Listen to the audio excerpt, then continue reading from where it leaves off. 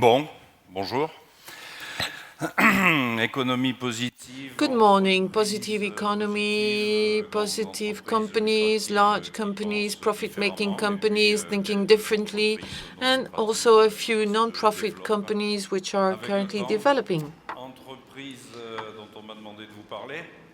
I've been asked to tell you about companies, all kinds of companies, a social company called SOS, created 30 years ago. No shareholders, no dividends, no one spending 10 times the minimum wage, no stock options, no golden handshakes. Only a handful of volunteers a few years ago, 12,000 headcount, 10 to 15% yearly growth.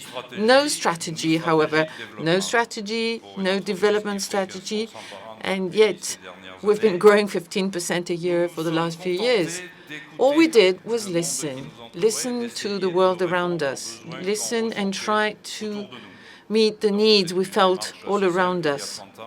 Nothing really fancy. A few years ago, we had Professor Olivenstein. There were many drug addicts who needed care, no places to take care of them. So we thought that we'd multiply the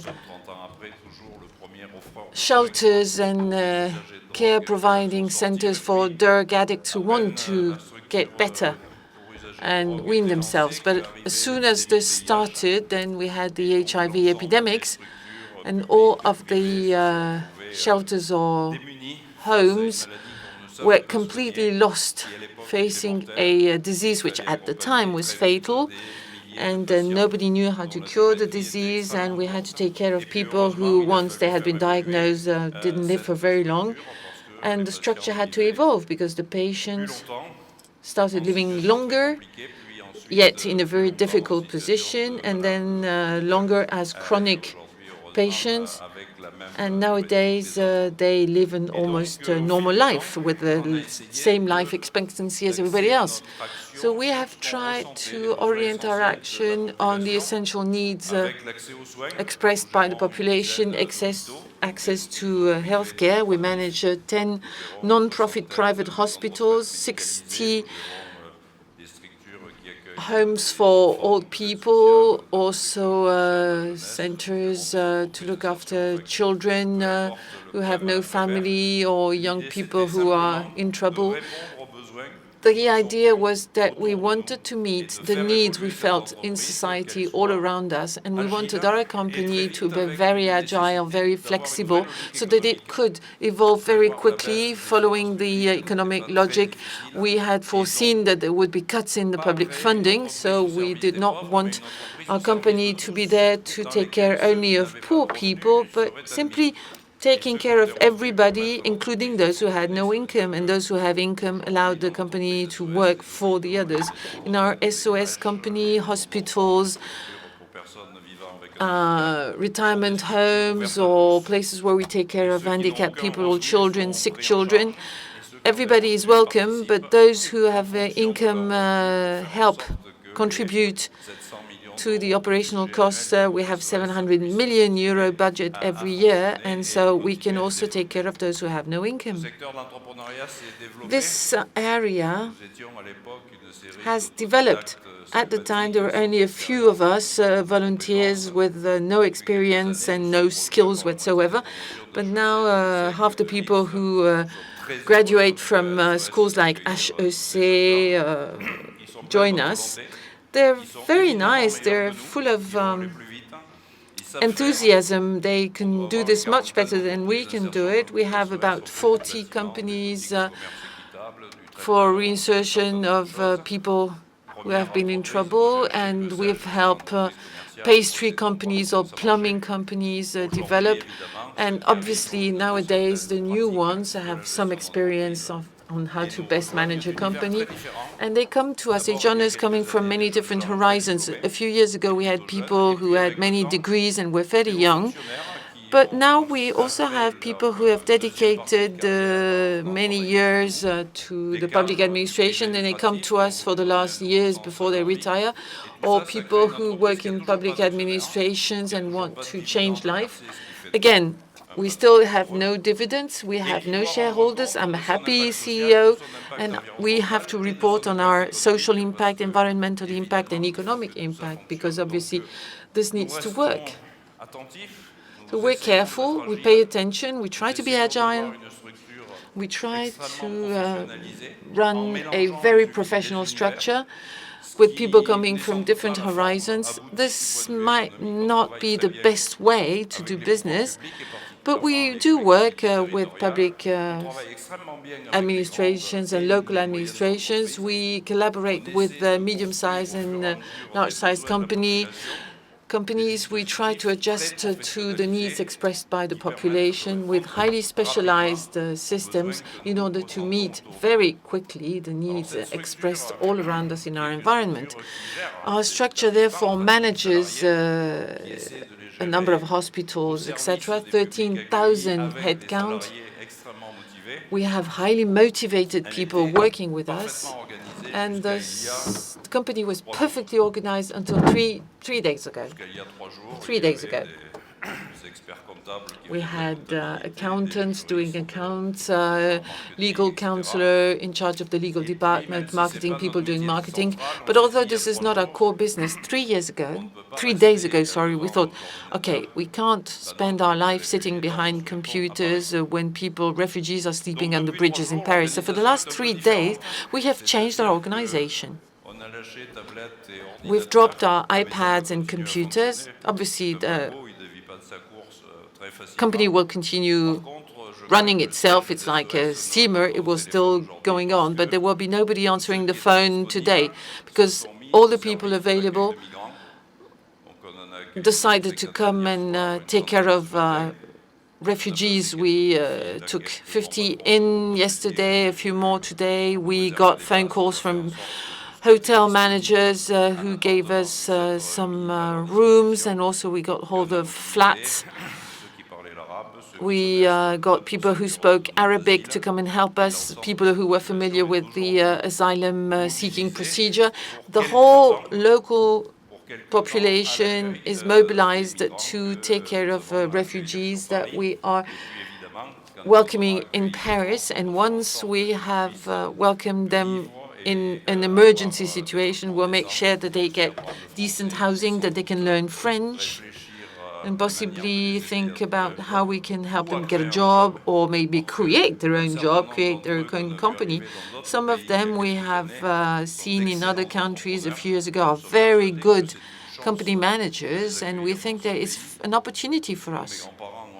My grandparents were welcomed the same way a few years back in France, and these refugees in a few years' time will become company managers, and they will provide an opportunity for our country. We're very organized, and so we think that wisdom is absolutely essential to understand the world, but the heart is going to help a lot if we want to keep the world going forward. Thank you. We can sit down if you don't mind. But that's exactly what I wanted to say earlier when I introduced you. If I said that with you we feel like another world is possible, this is because I've heard you talk before.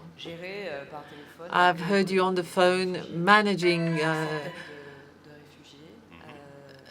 approximately 100 refugees that you're taking care of in Paris. Apparently, your teams are reacting well and doing a good job. Well, again, at the headquarters, there's no one. No one will pick up the phone today. All the computers are unmanned. We've gone to the hotels where we can welcome people who slept under bridges last night and will sleep in a hotel this night. People who work with us because they want to, although they may be lawyers or accountants. They today will be distributing bottles of water and first care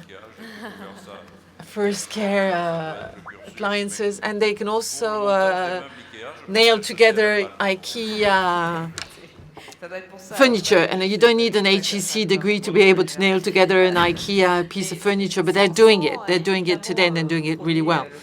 Well, of course, it's all very nice, but although I would not like to encourage anyone to move away from this kind of action, don't you believe that there is a bias here? Because we citizens have to compensate for the lack of decisions in the political world. What we're not compensating for, we're not replacing them. We've actually decided to make ourselves available for the local administration, the local prefect. We exchanged text messages last night and this morning. The state is coordinating the intervention, and Anne Hidalgo, Parisian mayor, has provided equipment and resources. Simply, we're on the field. We're finding people very quickly, people who understand about asylum-seeking procedures. But we do coordinate with the local administration and the public administration. For instance, yesterday, flats were found, but they remained empty because the mayor said, "No way, you're not bringing 11,000 refugees to my country." Well, never mind. To my town, never mind. But we have talked to some company managers, and they're all going to help. They're all going to help. I don't want to mention any of them, but all of them said they will help find solutions to train those people, help them learn French. I must say that the vast majority of the people we've contacted are going to help us. And this is very encouraging, and I, again, am going to have faith in this country and its inhabitants. When I read that there is no alternative, the TAINNA title is the contrary of what you want to do and you want to be. So we're not here to talk about politics, but, well, why not? Podemos. In Spain, Jeremy Corbyn in the Labourist Party in Great Britain is heading the party, not the country, obviously. Or Syriza in Greece, what we have witnessed in the last few months. Is this going to help us believe that there is an alternative, that something else can be done, and that there will be an alternative to the last 30 years? Well, if we want to restore the faith in the newly arrived politicians, I have to listen to what they do. I don't care what they say. I want to see what they do. But obviously, the solution is here in the audience, not behind the lectern. We have elected the people we deserved. So it's up to us to express our needs and to control what is being done by the people we voted for. I believe that all of society has mobilized itself. Of course, there will be some extremists that we will have to silence sooner or later. But otherwise, I believe that citizens are on the move, and we will be and remain an asylum place. France is a country. I'm not talking simply about asylum or shelter for asylum seekers, but France is a country where associations are very present and have a lot of empathy for those who need help, regardless for which reason. Is this true? And of course, there is this situation, and then there is what we hear in the media. And in the media, what we hear is about people folding back into themselves, becoming more egoistic. Is that what you witness on a daily basis? Do you feel that people are becoming egoistic, or do you believe that France is still an open country, open to others? Some years ago, we opened the first shelter for asylum seekers in a rural area. It did not go very well to begin with, I must be honest, because in spite of all the work that had been done upstream to make the local population aware, the local administration was reluctant, the population was worried. But after a few years, because these people had moved into those villages, the schools remained open because they brought in children with them. And then the local shops and handicraft companies could continue doing business because they had new customers. And even the priest, the local priest, was happy because all of a sudden his church was full of Catholics coming from all over the world who had moved in the village and came to Mass every Sunday. So from the baker through the priest and even the mayor, welcoming those migrants actually gave the village a chance to be born again. So I'm sure that all those who will help those refugees find a shelter will be happy that they have done so.